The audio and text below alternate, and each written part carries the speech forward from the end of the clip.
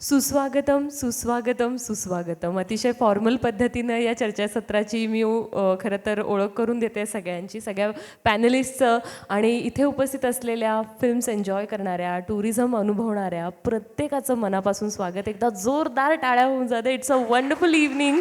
Hello everyone, it's a warm welcome. This is R J Teju hosting you. आणि आपल्या या 4th international tourism short film फेस्टिवलचं हे जे पर्व आहे, या फेस्टिवलबरोबर मी पहिल्या दिवसापासून जोडली गेलेली आहे. यांचे ऑनर प्रमोशन्स केलेले आहेत आणि I myself I am a student of travel tourism.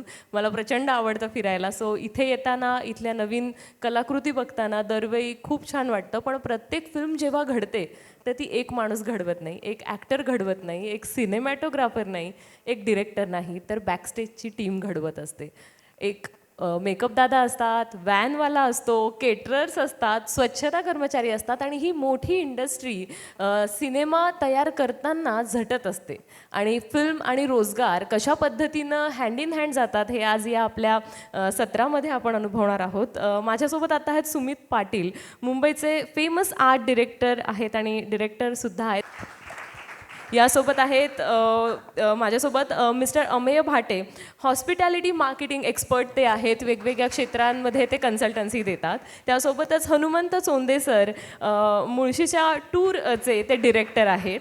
यासोबत आहेत हेमंत वाळवे, निसर्गशाळा याचे ते फाउंडर आहेत. आणि निलेश डमिस्टे, MD आहेत गोल्डन ट्रेड्स अँड रेस्टॉरंटचे. सो सगळ्यात आधी सगळ्यांचं मनापासून स्वागत. आपण जाणतोच की टुरिझम म्हटलं की आपल्याला असं वाटतं खाना पिना ऐश करणं, पण याच्या पलीकडेही आपल्याला पर्यटन हे समृद्ध करत असतं, आपल्या स्वतःची ओळख करून देत असतं. आणि यासोबतच जेव्हा आपण एखादी छान फिल्म बघतो, जसं की सैराट, तर तिथले खूप सुंदर कॅनव्हास जे महाराष्ट्राचे पूर्ण भारताने पाहिले ते कधी याआधी बघितलेच नव्हते. म्हणजे रवीश कुमार यांनी जो सैराटचा रिव्ह्यू लिहिला, तर त्यात त्यांनी असं लिहिलं होतं की मैंने इतना खूबसूरत महाराष्ट्र देखा ही नहीं, मुझे मुंबई पुणे नागपूर से ज़्यादा महाराष्ट्र पता ही नहीं.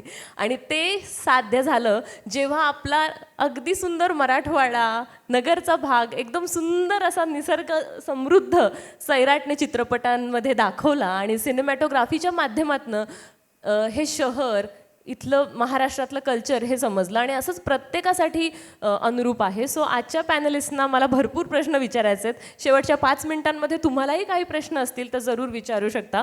सो माझा पहिला प्रश्न आहे, ॲज अ मार्केटिंग गाय म्हणून म्हणेन, की जेव्हा चित्रपट घडतो, एखादी फिल्म करायची ठरते, त्यावेळी ही कुठं शूट करायची, कशा पद्धतीने करायची, असं भरपूर काय काय बॅकग्राऊंड वर्क असतं. तर थोडीशी त्याच्याबद्दल माहिती द्यावी की इमेज हंटिंग किंवा लोकेशन हंटिंग जे आहे ते कसं चालतं, कसं लोकेशन फिक्स केलं जातं. फिल्ममध्ये टुरिझमचा किती मोठा रोल आहे, कारण फिल्म फक्त एका ठिकाणी शूट होत नाही, ती फिरत राहते. सर्वप्रथम thank you for inviting me over.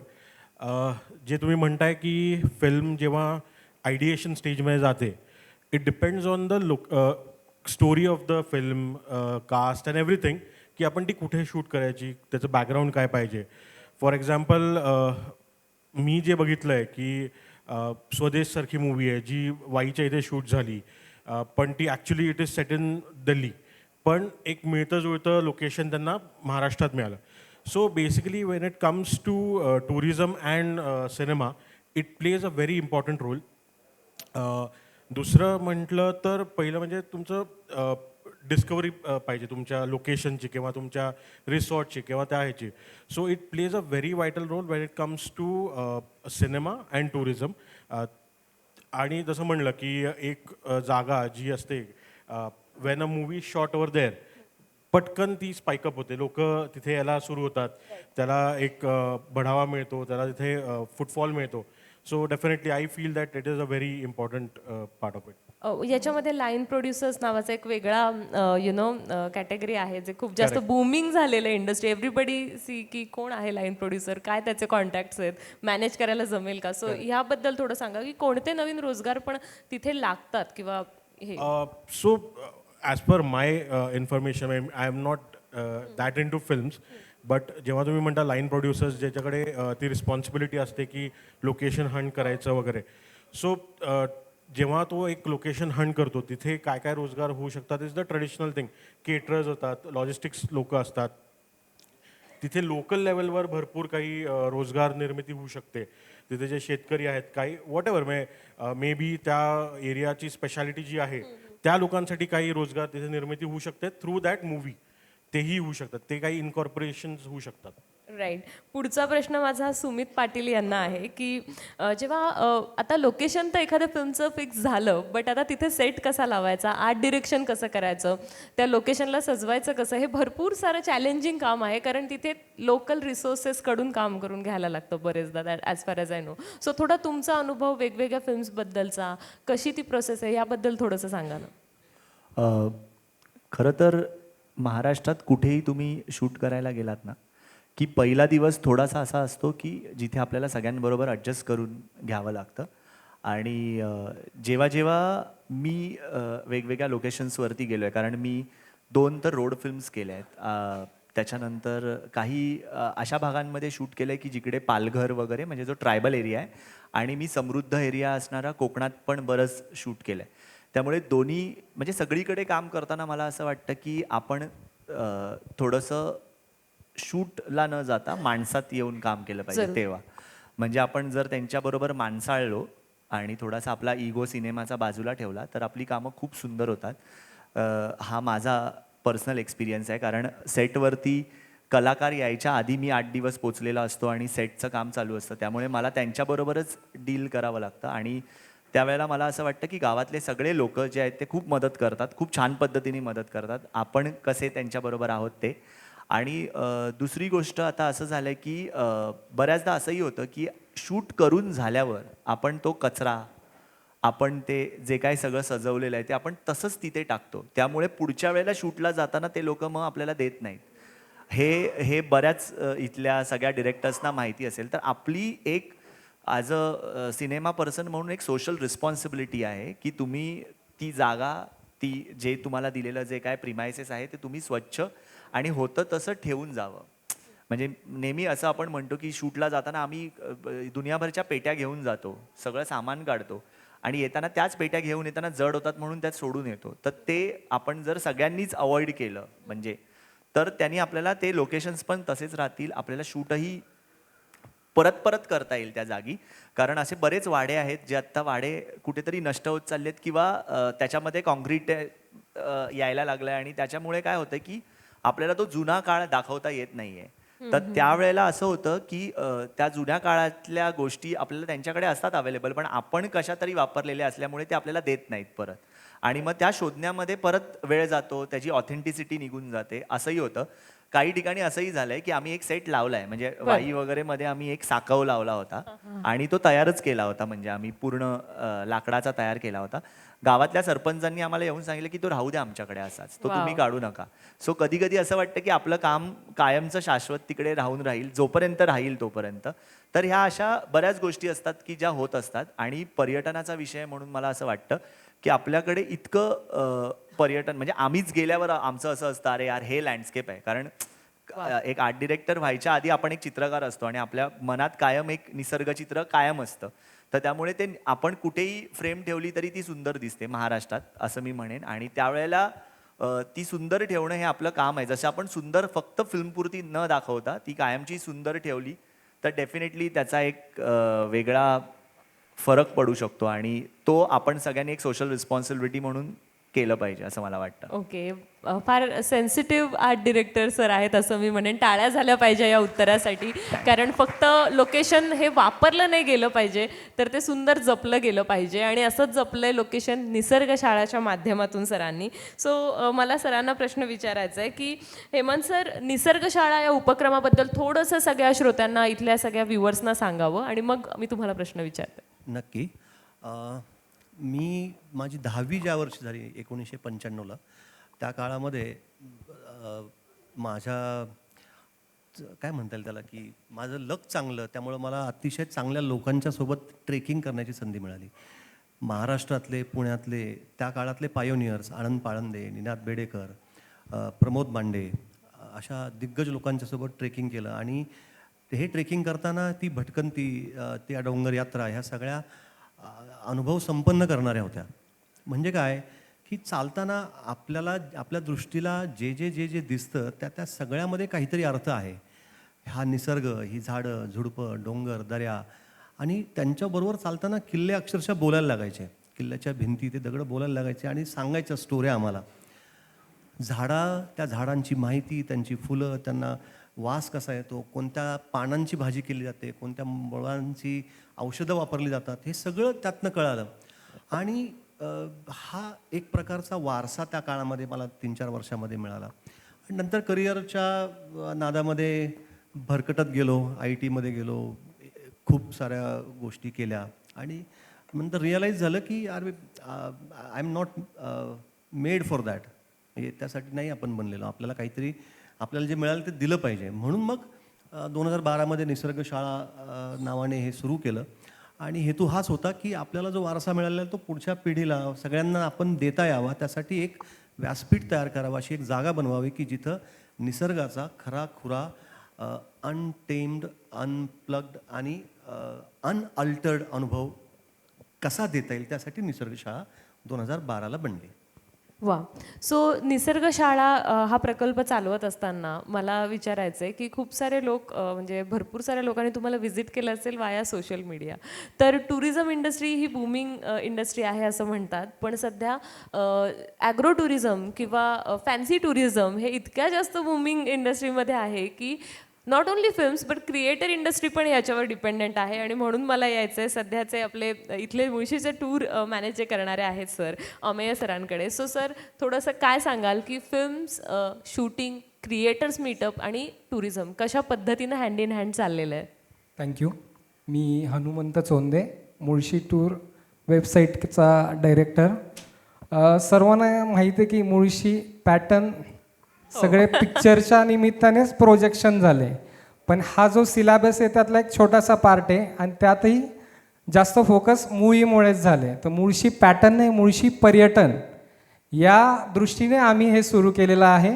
आणि याची सुरुवात अशी आहे की मी या ठिकाणी मला वाटतं बरेचसे फिल्म इंडस्ट्री म्हणजे शॉर्ट फिल्म म्हणा किंवा टुरिस्ट असेल, टूर ऑर्गनायझर असेल, सर्वांना आव्हान आहे की मुळशी एकदा एक्सप्लोअर करूया आपण शॉर्ट फिल्मच्या मार्फत. मुळशीमध्ये काय नाही आहे, खूप आहे. मुळशीला नुसता भूगोल नाही, मुळशीला इतिहास पण आहे.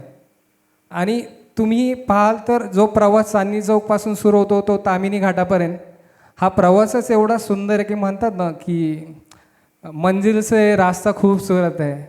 त्यामुळे हे एक्सप्लोरर आणि अनुभूती करायला मला वाटते की खूप स्कोप आहे मुळशीमध्ये. आणि काय होतं, प्रवास आणि स्टे, खाद्य संस्कृती इथपर्यंतच टुरिझम हे मर्यादित नाही आहे. हा खूप व्यापक असा विषय आहे. तुम्ही मुळशीमध्ये याल तर तुम्हाला हेरिटेज खूप आहे, किल्ले आहे, डोंगर आहे, दऱ्या आहेत. मुंबईला जिथून वीज जाते त्या मुळशीमध्ये सध्या अंधार आहे. म्हणजे विसंगती पण आहे, निसर्ग आहे. तर मला एकच म्हणायचं की पर्यटन आणि त्याला जोडून असे व्यवसाय खूप आहेत. निलेश सर त्याच्यावर प्रकाश टाकतीलच. पण प्रवासासाठी वाहनं लागतात, पण जेव्हा बुकिंग होते त्यासाठी सर इथे आहेत, त्यांना जास्त अनुभव मार्केटिंगचा, की एक तर वेबसाईट, त्यानंतर डिजिटल मार्केटिंग याद्वारे लोकांना आपण अप्रोच करतो. पण निसर्ग शाळेसारखी अनुभूती देऊन प्रत्यक्ष लोकांना आपण खूप निसर्गाकडे ओढू शकतो. आणि हे कधी होईल, पिक्चरायझेशन, व्हिज्युअलायझेशन आणि व्हिडिओग्राफीमार्फत म्हणजे शॉर्ट फिल्ममार्फतच हे शक्य होऊ शकतं. कारण मला तर खूप अनुभव आहे. म्हणजे मी मुळशी पॅटर्न नाही, मुळशी पर्यटन यांनीच भारवलेलं आहे आता सध्या. आणि ज्यांनी केलं ते पण मुळशीकर आहे, तरडे सर. मी त्यांच्याशी त्याच्या माझे भांडणं आहे म्हणजे प्रेमाचे. आम्ही पुरुषोत्तमला असताना त्यांच्या मिसेस आम्ही एकत्र काम केलेलं आहे. मी बॅकस्टेजला होतो MMCCला. सो सांगण्याचा मुद्दा एकच आहे की इथे जेवढे काही मंडळी आहेत त्यांनी तिथे मुळशीत या, रील्स करा, रिअल करा आणि शॉर्ट फिल्म्स करा, जेणेकरून मुळशी एक्सप्लोरर होईल. आणि बोलूया आता ओघात आपण जसे येईल. थँक्यू. सो कॉन्टेंट क्रिएशनच्या जमान्यात सोशल मीडियाशी रिलेटेड लोक पण टुरिझमकडे बघता आहेत आणि तेही अर्निंग सोर्स म्हणून बघतायत. इतकी ही इंडस्ट्री आता पुढे चाललेली आहे. जेव्हा आपण एखादं शूट करायचं म्हणतो, खूप साऱ्या गोष्टी जसं मी म्हटलं की डिपेंडंट असतात एकमेकांवर. सो निलेश सर यांचं रिसॉर्ट समोरच आहे, इथून दिसतं. आणि ते भरपूर गोष्टी सांगत होते की किती मॅनेजमेंट करताना एखाद्या लोकेशनचे कष्ट असतात. So what are your challenges sir? Challenges सांगायचे थोडं फिल्मचं मी सांगतो की मला या भागात रिसॉर्ट का, तर सरांनी जसं सांगितलं तसं माझी 12वी झाली 2000ला. कहो ना प्यारे पिक्चर त्यावेळी रिलीज झाला होता. आहा. आणि ऋतिक रोशन जेव्हा पहिला गेला तेव्हा अमिषा पटेल गेली होती न्यूझीलंडला. आणि ती पाण्याच्या कडेला त्यांचं ते होतं. कोणाला सीन तो आठवत असेल तर बघा. माझं त्यावेळी स्वप्न होतं की मला असं घर माझ्यासाठी स्वतःचं बनवायचं आहे. वा वा. मग त्या सिच्युएशननुसार म्हणजे फिल्म बघा कुठल्या कुठे घेऊन जाते माणसाला. तर मी त्यानुसार माझे स्पॉट चूज करत होतो. आता माझे 3 ठिकाणी असेच धरणाच्या कडेला स्पॉट आहेत. आता होतं कसं की जिथं नेचर आहे, पर्यटन हे सगळं जुळून आलेलं आहे की संस्कृती, तुमची परंपरा आणि नंतर निसर्ग. ह्या 3 गोष्टी तुमच्याकडे असतील तर तुमच्याकडचं पर्यटन प्रचंड वाढणार आहे. आता याच्यामध्ये चॅलेंजेस हे आहेत की जिथं निसर्ग आहे तिथपर्यंत लोक पोहोचायला अडचणी येतात. तिथपर्यंतचे रस्ते, तिथपर्यंतचं तुमचं फोन असू द्या, रेंज असू द्या, नंतर तिथं मिळणाऱ्या साधनसामग्री, जर तुम्हाला काही गोष्टी उभ्या करायच्यात, बरोबर. जसं रॉ मटेरियल आहे की तुम्हाला आता समजा घर बांधायचं आहे, रूम्स बांधायच्यात, तुम्हाला पाईपलाईन करायची आहे, अनेक गोष्टी आहेत. तर या गोष्टी तेवढ्या सहज मिळत नाहीत जेवढ्या आपल्याला सिटीत मिळतात. पण याच्या साईड बाय साईड मॅडम एक गोष्ट अशी पण आहे की तुम्ही जेवढं खेडेगावात जाल, जेवढं तिथल्या लोकांशी मिळतं जुळतं घ्याल, तर सिटीपेक्षा ग्रामीण भागातील लोक इतकी प्रेमळ असतात की ती तुम्हाला तुमच्या अपेक्षेच्या पलीकडे मदत करतात. त्यांना तुम्ही थोडं तुमच्याजवळचं देऊन बघा प्रेम, ते तुमच्यासाठी दिवस रात्र एक करतात. ती चॅलेंजेस आहेत ना, तुम्हाला आवडून जातात. खरंच असं वाटतं की यार हे काय, म्हणजे मी एक शिकलो याच्यातनं. एखादा किस्सा सांगा ना जो आवडेल सगळ्यांना. बिकॉज मॅनपॉवर मिळवण्यासाठी फिल्मच्या सेटवरती मुंबईत खूप कष्ट पडतात, पण अख्खं गाव एखादा चित्रपट सहज तयार करून टाकतं. मग क्रेन लावायचं काम असेल किंवा कॅमेरामॅनला हेल्पर म्हणून थांबायचं असेल, दे आर ऑल रेडी. तर तुमचा काय अनुभव आहे? मी 2016ला सरांच्या गावाजवळ केळदला जागा घेतली होती. त्यावेळी मोजणी करत होतो. मोजणी करत असताना माझे मामा सोबत होते आणि मोजणी झाल्यावर भूक लागली. शेजारी एका घरात गेलो. अगदी जवळचं गाव आहे, पण किस्सा समजून घ्या काय की भूक लागली, चला म्हटले आमच्या घरी जेवायला, चहा नाही तुम्ही, आम्हाला खूप भारी वाटला, चला जेवायला. मी गेलो आणि जेवायला काय होतं, दूध भात भजी, कांदा भजी. आवडीने मी म्हटलं मस्त झालं द्या. 2 भजी दिले, परत 2 दिले. मी म्हटलं द्या भजी. मामांनी मला पहिल्या वेळी पण चिमटा काढला होता, दुसऱ्या वेळी जो चिमटा काढला, मला समजलं काहीतरी थांबलं आहे. मी विचारलं मामाला काय, म्हणे तू खेडेगावात आत्ता यायला लागला आहे या सिच्युएशनला. यांच्या घरात डाळ किती आहे तुला माहिती आहे का, यांच्या घरात तेल किती आहे तुला माहिती आहे का, याची जाणीव थोडी ठेव. थोडा अंदाज घे की त्यांनी भजी करायला उशीर का लावला आहे, थोडं हळू का. मी लक्षात घेतलं मॅडम. आणि नंतर मी ना थोडंसं त्यांना कोण सोबत आलं की डाळ घेऊन यायचो, पीठ घेऊन. मला त्या शोधत यायच्या हे आहेत का कुठं. आणि मग त्या सिच्युएशनला, त्या फिलिंगला मी इतकं जवळून घेतलं की मला आजही वाटतं की माझ्या शेतकऱ्यांकडे, माझ्या निसर्गाकडे, माझ्या परंपरेकडे अशीही लोकं आज आहेत की ज्यांना आपण काय काय करतो हे माहीत पण नाही. नोटबंदी झालेली त्यांना माहीत पण नव्हतं. म्हणजे खुशी खुशी आम्ही त्यांना 500च्या 100च्या 5 नोटा दिल्या. म्हणणे बंदे देऊ शकता का 500ची नोट. म्हटलं तुम्हाला माहीत नाही की नोटा बंद झाल्यात 500च्या. कधी झाल्या म्हणे, लेटेस्ट. म्हणजे त्यांना, म्हणजे ही अशी सिच्युएशन आहे. आत्ताही इथंही रेंजचा प्रॉब्लेम आहे. आणि हा एक किस्सा आहे माझ्या जीवनासाठी की लोकांना खूप गरज आहे. दुसरा एक किस्सा असा की अशीच एक इन्फ्लुएन्सर आली होती आपल्या भागामध्ये. आता इकडे रेंज नव्हती, तर त्यांनी सांगितलं की म्हणजे त्या हरवल्यानंतर त्यांना कळलं की आता काय करू, कोणाला विचारायची सोय नाही. पण माझ्या एरियात काही लोक आहेत जी कातकरी समाजाची आहेत आणि जी मी रेग्युलर त्यांनाच बोलवतो. तर त्यांनी सांगितलं त्यांना की मी इथं आली आहे, पण आता मी रस्ता चुकले. त्यांनी इथं जागेवर आणून त्यांना सोडलं आणि मग ते लोक घरी गेले. जबकी ते डोंगरावर राहतात आणि त्यांना इकडे थोडं बिबट्याची भीती असते. पण माणुसकीची दृष्टी बघा की त्यांनी जागेवर आणून सोडणं माझ्या पाहुण्याला. आणि ती बाई म्हणजे जी इन्फ्लुएन्सर होती ती आजही आठवण काढते की ती किती घाबरली होती अंधाराच्या वेळेला किंवा कसं. ही एक वेगळी प्रचिती आहे की तुम्हाला लोकांना तुम्ही किती प्रेम दिलं आणि काय तुम्ही दिलं. म्हणजे हे खूप माझ्यासाठी अनएक्सपेक्टेड आहे की लोक तिथपर्यंत आली. राईट. वाव, खूप सुंदर. माझा पुढचा प्रश्न येतो आर्ट डिरेक्टर सरांना की जेव्हा सेट तुम्ही डिझाईन करता किंवा काहीही असतं तर पर्टिक्युलरली लोकेशनचं महत्त्व काय आहे आणि कशा पद्धतीनं ते जसं तुम्हाला दिसतंय तसं पडद्यावरती चितारलं जातं. सो थोडी त्या प्रोसेसबद्दल सांगा आणि त्या अनुषंगाने तयार होणारे लागणारे रोजगार कुठले कुठले लोकल लोकांना करता येतील. जसं की आपल्याला एक हेल्पर कायम हवा असतो किंवा गाडी लोकल गाडी तिथे अवेलेबल असेल कोणाची सर्व्हिस, तर ते हवं असतं. थोडंसं तुमचा काय अनुभव आहे Wien you Hunt something or create something on location? Location आपल्याला जसे हवे असतात ना तसे मिळत जातात. म्हणजे तो एक काय म्हणतात त्याला, ते आपलं एक डोक्यात आपल्या चित्र असतं आणि ते मिळत जातं. बऱ्याचदा असं होतं की लोकेशन असतं आणि त्याला मॉडर्न टच आलेला असतो, तो परत जुना करायचा असतो. मग तो जुना हां, मग तो जुना कसा करायचा याच्यासाठी त्या घरातलेच लोक मदत करतात. म्हणजे बऱ्याचदा असं झालंय की हां, म्हणजे बऱ्याचदा असं झालंय की आम्ही पत्र्यावरती परत कौलं लावली आहेत. म्हणजे ती कौलं त्यांनी शेतात नेऊन ठेवलेली असतात किंवा ती कौलं त्यांनी कुंपण म्हणून वापरलेली असतात आणि ती आम्हाला ते परत देतात. मग आम्ही ती परत कौलं त्या पत्र्यावरती लावतो आणि मग परत तो एक हे होतो. दुसरी गोष्ट रंगवायला पण मग ते बऱ्याचदा असं असतं की अरे हे असं इकडे हे वापरा किंवा तिकडे. आता आपण कसं होतं की आपण आपल्याकडचे रंग वापरतो, मग ते सांगतात ह्यांनी थोडं टेक्स्चर नाही येणार, तुम्ही असं असं करा. म्हणजे तेच आपल्याला सांगतात. किंवा तिकडची जी डेडो संस्कृती काय आहे रंगांमधली, तर त्याच्याबद्दल ते सांगतात. तर मला कुठेतरी असं वाटतं की आपण जर त्यांच्याबरोबर थोडंसं एक हात पुढे केला तर ते खूप जास्त जवळून चांगलं काम होतं. बऱ्याचदा असं झालंय की म्हणजे चुडतं विणायची असतील किंवा गोधड्या गोधड्या विणायच्या असतील, तर आपण त्या कुठल्या तरी मॉलमधनं घेण्यापेक्षा माझं कायम असं असतं की तिथे त्या जागी त्या भागात जाऊन आपण घेऊया. म्हणजे मी घरात गणपती फिल्म करत होतो, तर तेव्हा आम्ही एक बंद, म्हणजे त्या गावात फक्त 4च घरं होती. मग आम्ही ते पूर्ण गावच घेतलं होतं शूटिंगसाठी आणि तिकडे आम्ही बाजार वगैरे सगळं लावला होता.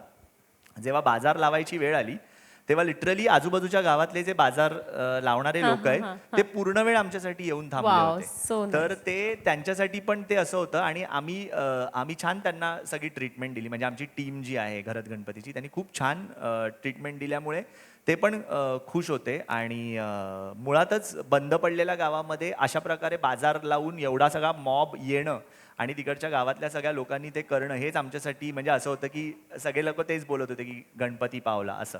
कारण त्याच्यामध्ये तो म्हणजे एक तर गावजेवणचा सीन आहे ज्याच्यात 200 लोक आहेत आणि तो फुल नाईट सीन होता जो 3 दिवस शूट चालू होता. तर त्या 3ही दिवस ते लोक येत होते सगळे.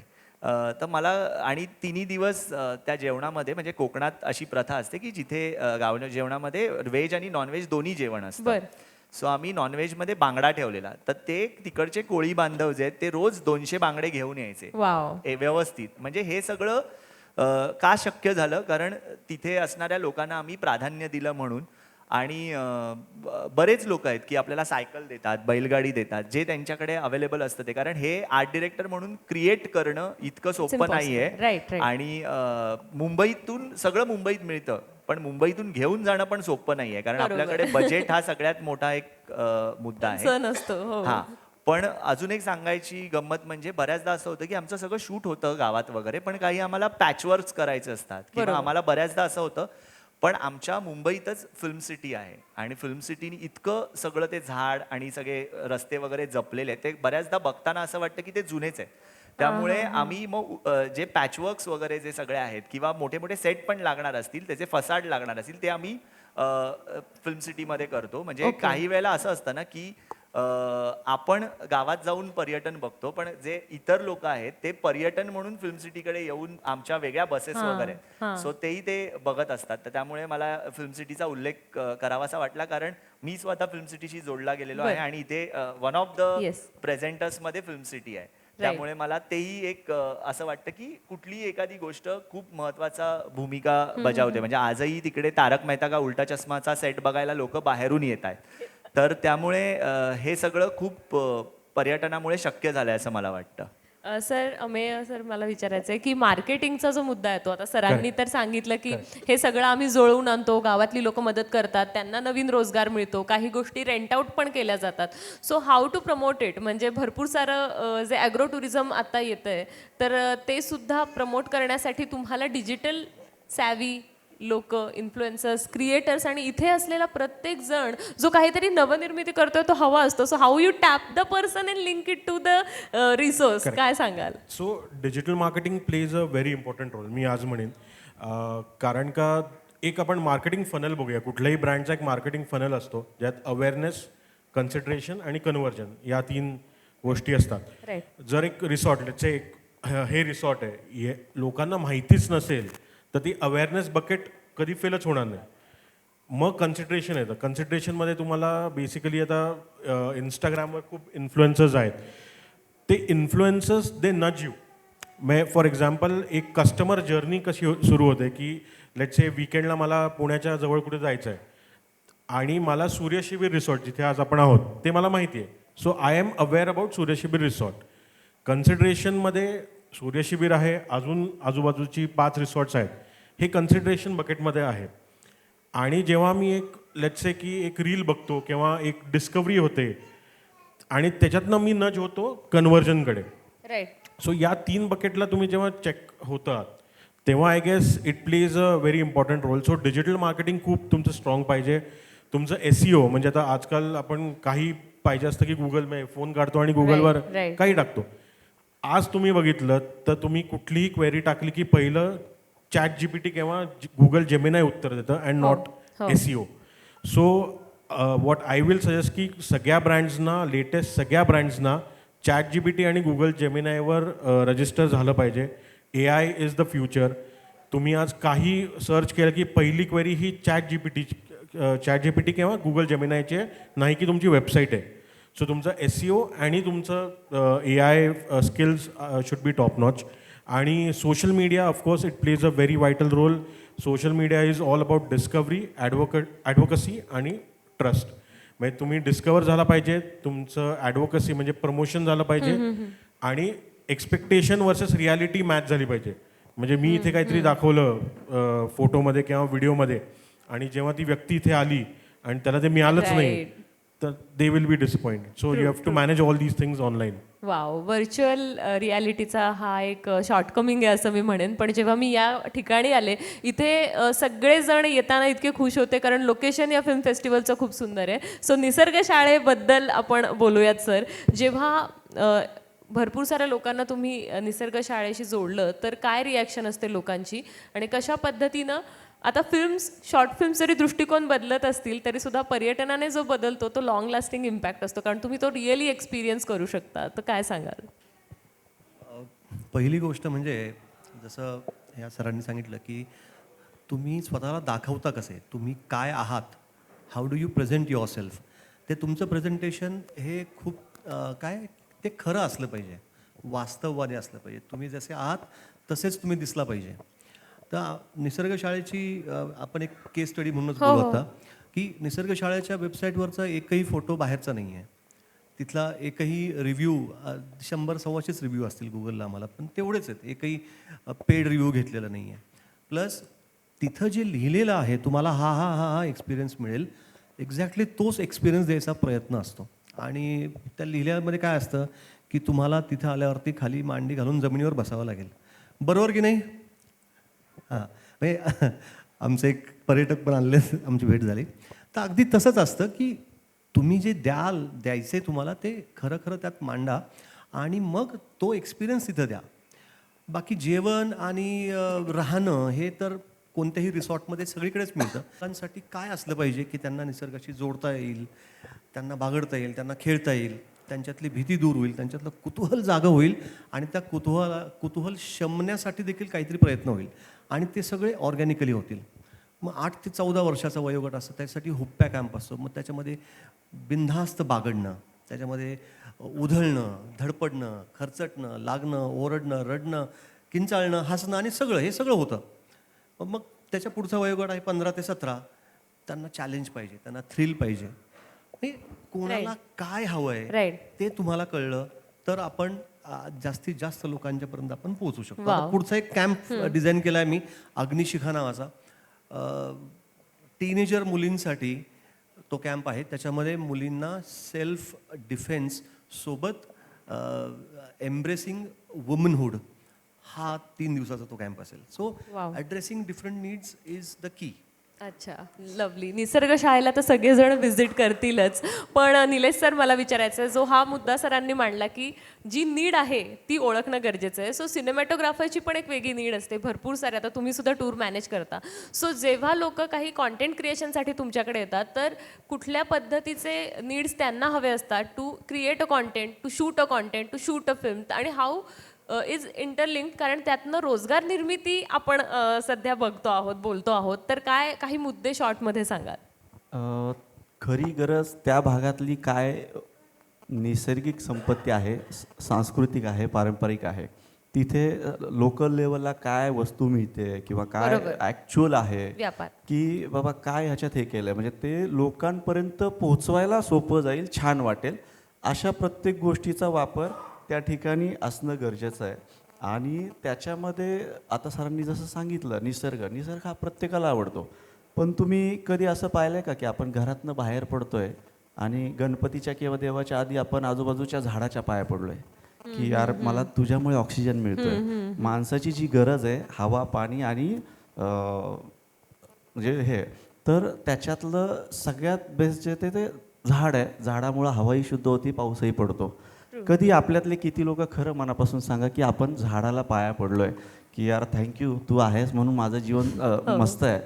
आणि ही गोष्ट खेडेगावात तुम्हाला पाहायला मिळेल की तिथली लोक, तिथली संपत्ती, तिथली झाडं ही जपण्याचा पुरेपूर प्रयत्न करतात. हे तुम्ही जेव्हा फोटो काढणाऱ्यांना, व्हिडिओ काढणाऱ्यांना दाखवता, त्यांनाही जसं आत्ता तुम्हाला ते पटलं की तसं त्यांना ते पटतं. त्याच्यावर ते फोकस करून आणखी त्यात काय घालता येईल, काय मिळवता येईल, कसं पोचवता येईल, हे जेव्हा पोचवतात त्याचा एक प्रचंड फायदा त्या भागाला, त्या व्यावसायिकाला, त्या प्रत्येक गोष्टींना, म्हणजे तो वस्तू विकणारा असू द्या, मग ती वस्तू ज्याची आहे त्याच्यासाठी असू द्या, ती जो पाहतोय त्याच्यासाठी असू द्या, या सगळ्यांना फायदा होतो.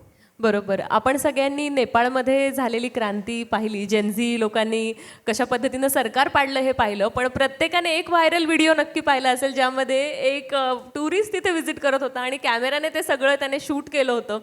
सो तो सुद्धा टुरिझमचा एक भाग आहे. फिल्मिंगमधनं तो एवढा व्हायरल झाला की त्याला स्वतःच्या अकाउंटवर तो व्हिडिओ 3 वेळा टाकायला लागला की हे अकाउंट फॉलो करा, कारण खूप साऱ्या लोकांनी डाउनलोड करून तो पसरवला होता. आणि अशा पद्धतीनं नेपाळची क्रांती त्याने अगदी सहज नॅचरली कॅप्चर केली. सर, टूर जेव्हा मॅनेज करता तुम्ही किंवा भरपूर साऱ्या लोकांना गाईड करता, तर मला एकच विचारायचं, जेव्हा short film related, content related लोक तुम्हाला अप्रोच करतात, तर कशा पद्धतीनं तुम्ही त्यांना उत्तर देता? कारण बरेचदा असं असतं की अरे हे शूट म्हणजे आपल्या प्रॉपर्टीची नासधूस होणार, इथे काहीतरी त्रास होणार. हा एक दृष्टिकोन त्यातला महत्त्वाचा आहे, जो मला असं वाटतं की कन्सर्न असतो लोकल लीडरचा. सो काय सांगाल त्याबद्दल? एक्झॅक्टली. आता माझं जे काम चालतंय, टूर अरेंज हा एक पार्ट आहे. बेसिकली मुळशी पर्यटन तालुका घोषित करावा म्हणून आम्ही एक मोहीम सुरू केली आहे. ठीक आहे, ऑडिबल नाव? तर ठीक आहे. आता तर मुळशी पर्यटन तालुका घोषित करावा. मग त्यानिमित्ताने काय होणार आहे, रस्ता, वीज, पाणी, आणि आता सगळ्यांना जेनझीला नेटवर्क लागतं. सो मोबाईल टॉवर हे कोण देऊ शकतं की जे पॉलिसी मेकर आहे किंवा जे प्रशासनात आहे. बरोबर. सो ते आलं की योगाने रोजगार आलाच, त्या स्थानिकांना प्राधान्य मिळावं. आता राहिला मुद्दा की बऱ्याच वेळा आता आम्ही मुळशी tour.com ही सर्वांनी पहा.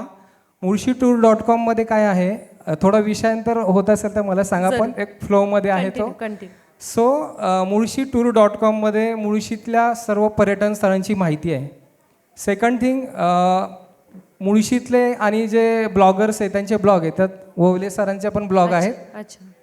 सो आमचा प्रयत्न हाच आहे की जे कंटेंट क्रिएटर आहेत, जे फिल्म शूट करणारे आहेत किंवा रील स्टार आहेत, त्यांनी आमची जी संस्कृतीतले काही आदिवासी बांधव आहेत, धनगर, त्यांचं गजा नृत्य असतं, ते एक्सप्लोर करावं. पुन्हा भात लावणी करताना कातकरी बांधव काही गीतं म्हणतात. पुन्हा जे काही हळदी, अगदी लग्नाच्या वेळेस हळदीची गीतं असतात जात्यावर दळताना, म्हणजे लोकसंस्कृती पण एक्सप्लोअर करावी. जरी गावांचं, आता आमचं भूगाव आहे, गावाचं टाऊन झालं आहे तेव्हा मार्केट डाऊन झालं आहे. सो खरा मुळशी आमचा पौडपासून पुढे चालवतो. सो सांगण्याचा मुद्दा हा आहे की कंटेंट क्रिएटर आणि जेव्हा ते येतात तर त्यांना केवळ फक्त धबधबा, पळसे, तामिनी घाट, अंदरबन याच्यावर फोकस करतात ते, बरोबर. पण याहीपेक्षा अनेक गोष्टी अशा आहेत की त्यांना त्यांचं खाद्य मिळू शकतं, कंटेंट मिळू शकतो, फोटोग्राफी फिल्मोग्राफी करता येऊ शकते. मुळशीमध्ये शेकरू आहे हे फार कमी लोकांना माहिती आहे. हो हो तमालपत्राचं बन आहे, गवे पण काही ठिकाणी आहेत. म्हणजे हिडन जेम्स म्हणतो जे आपण आता प्लस व्हॅलीच्या निमित्ताने सगळ्यांना जाणवत आहे. धामणओळ म्हणून लवासाच्या इथे जवळचं आहे, तिथे पण शेकरू गवे आत्ताच नवीन जास्त तिथे लोक जात आहेत. ते कशामुळे जात आहे, हे रील स्टार आणि याच्यामुळेच जातात. म्हणजे आम्हाला जेव्हा लोक भेटतात किंवा विचारतात की तुमच्या नवीन काय आहे, कारण बऱ्याच वेळा कॉलेजपासून सगळे डेक्कनच्या परिसरात असो, पुण्याबाहेर आजूबाजूला इंजिनिअरिंग IT, आता काय सगळ्यांना एकच माहिती आहे की बाबा रोड ट्रिप जाताना आपलं एन्जॉय करत जाणं, धबधब्यापाशी थांबणं, भजी खाणं, कणीस खाणं. पण खरे जे टुरिस्ट असतात ते यापेक्षा खूप वेगळे असतात. म्हणजे यांना मी नावं ठेवत नाही आहे, प्रत्येकाची एक आवड निवड वेगळी असते. सो आम्ही तो देण्याचा प्रयत्न करतो.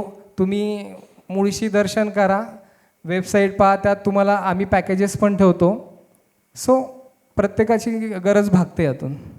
जरूर जरूर सर. म्हणजे रील स्टार्स किंवा कॉन्टेंट क्रिएटर्स जे असतात ना, त्या संदर्भामध्ये हे म्हणजे त्यांना भरपूर एक्सप्लोअर करायला मिळेल, कॉन्टेंट क्रिएट करायला संधी खूप आहेत निसर्गामध्ये, पर्यटनामध्ये ओव्हरऑल. पण त्याचा एक तोटा पण आहे खरं तर. मी त्याच्याविषयी जरा सावध करू इच्छितो सर्वांना, की काही जागा अशा असतात ना की ज्या लोकांना माहिती नसतात, पण ह्या इन्फ्लुएन्सरमुळे त्या कळतात आणि तिथे तुफान गर्दी होते, तिथे भयंकर कचरा होतो आणि nobody cares to take it back to the city. कुणाला त्याच्याशी देणं घेणं नसतं. मग ते तिथेच पडून जातो, तिथेच सडून जातो आणि अल्टिमेटली जो सुंदर निसर्ग असतो त्या कॉन्टेंट क्रिएटरनी दाखवलेला तो नष्ट होतो. त्याचं एक चांगलं उदाहरण म्हणजे आपला मडेघाट. म्हणजे म्हणजे संवेदनशील चांगला पर्यटक तिथे जाऊ शकणार नाही आत्ता, अशी त्याची अवस्था झाली. त्यामुळं तो एक सावधगिरीचा इशारा कॉन्टेंट क्रिएटर्ससाठी. जरूर सर, तुमचं याबद्दलचं काय मत आहे? जेव्हा तुम्ही म्हणालात मगाशी की फिल्म शूट झाल्यानंतर जेव्हा गाव सोडून परत जायची वेळ येते, त्यावेळी गावकरी बरेचदा तक्रार करतात. होतं असं, पण मी जिथे असेन तिथे आम्ही प्रयत्न करतो की हे होऊ नये म्हणून. बऱ्याचदा आम्हाला विहीर वगैरे शूट करायची असते तर आम्ही विहिरी पण साफ करून दिलेल्या आहेत. म्हणजे असं नाही आहे की आम्ही काही करत नाही आहे, कारण सुरुवात आपल्यापासून केली पाहिजे असं मला वाटतं. आणि मी लोकांना पण सांगतो की आधी मी माणूस आहे आणि मग आर्ट डिरेक्टर आहे, त्यामुळे बिईंग अ ह्युमन आपण काय करू शकतो ते केलं पाहिजे. मी कायम ही गोष्ट सांगत असतो की आपण 1 लिटरची बाटली पूर्ण घेऊन जातो वरपर्यंत, किल्ल्यापर्यंत, डोंगरापर्यंत, आणि ती अगदी 100 ग्रॅम झाल्यावरती घेऊन येऊ शकत नाही. ह्याचं मला वाईट वाटतंय. म्हणजे ही जी म्हणजे आपली मेंटॅलिटी नाहीये तशी. हां, मेंटॅलिटी आपली बदलायला पाहिजे. आणि मला असं वाटतं कुठेतरी की आज एज्युकेशन सिस्टममध्ये थोडेसे जर बदल झाले, आता NEP मध्ये जसे बदल होत आहेत तसं जर आता ॲग्रिकल्चर हा एक विषय हळूहळू येतोय, किंवा शेतीवरती वगैरे गावातल्या मुलांना घेऊन जातात, पण शहरातल्या मुलांना पॉसिबल होत नाही ते. पण त्यांना अशा माध्यमातून ह्या सगळ्या ज्या एथिकल व्हॅल्यूज आहेत ते शिकवणं खूप मला असं वाटतं गरजेचं आहे. आणि ते जर शाळेतच शिकवलं तर मला असं वाटतं की ते पुढेही जाईल. ते थोडं झालं तर असं वाटतं की ते अजून आपल्याला सगळ्यांना सगळे लोक म्हणजे कायम मला असं वाटतं मॉरिशस आणि सिंगापूरला शूट करण्यापेक्षा कोकणचे समुद्र हे खूप निळेशार आहेत, डॉल्फिन्स दिसतात, वाटेल तेवढे अजगर साप तिकडे आजूबाजूला असतात, त्यामुळे मला कायम तो अट्रॅक्ट करतो. पण आता तिकडे जे काही लोक येतात म्हणजे गोव्यापेक्षा तर नक्कीच सुंदर आहेत, म्हणजे कारण ते अनसीन राहिलेले आहेत म्हणून. पण जर ते अनटच्ड आहेत, पण जर आपण ते अजून स्वच्छ केले, तिथे आपण थोड्याफार सुविधा उपलब्ध करून दिल्या, म्हणजे चांगले साईन बोर्ड्स लावले किंवा टॉयलेटची व्यवस्था केली महिलांसाठी आणि पुरुषांसाठी दोघांसाठी, पण तर लोक कुठेही टॉयलेटला जाणार नाही. कारण आज सकाळी धबधब्यावर गेल्यावर पण असंच झालं की तिकडे आजूबाजूला कुठे टॉयलेट्स नव्हते. तर तिथे ॲटलिस्ट टॉयलेट्स असायला पाहिजे, कारण पोहल्यानंतर किंवा ह्याच्यानंतर आपल्याला होतेच लघवीला. आणि मग ह्या छोट्या छोट्या गोष्टी जर आपल्याला उपलब्ध करून दिल्या तर ती जागा, त्या सगळ्या गोष्टी आहेत त्या खूप छान राहतील आणि ते छान ठेवायचं आपण काम करूया. वा, खूप सुंदर. मला एक मुद्दा सांगायला आवडेल. कधी कधी ना थोडंसं स्पष्ट बोलल्यामुळे मी प्रवाहात जास्ती येतो. मला पुणेकर असल्याचं एकदा दुःख झालं. कधी? दुःख RTO ऑफिस सगळ्यांना माहिती असेल. त्याच्या तिथे खाली नदीला संगम आहे. हो, जेव्हा पलीकडे. दशक्रिया विधी होते आपण अस्थि विसर्जनाला तिथे जातो. इथे किती छान वाटतं ना, सुंदर पाणी आहे, मस्त आहे सगळं. कधीतरी जाऊन त्या पाण्याला एकदा बघा पुणेकरांनी. फिल्म, पर्यटन हे सगळ्या गोष्टी आपण जशा चांगल्या पण करतो ना, तशा वाईट पण सरकारच्या प्रशासनाच्या नजरेत आपण आणून दिल्या पाहिजे, जेणेकरून आपला बाहेरचा पर्यटक आपल्याकडे येईल. ती नदी, ही नदी नाही म्हणजे काय शब्द वापरावा ही खूप मोठी खंत आहे.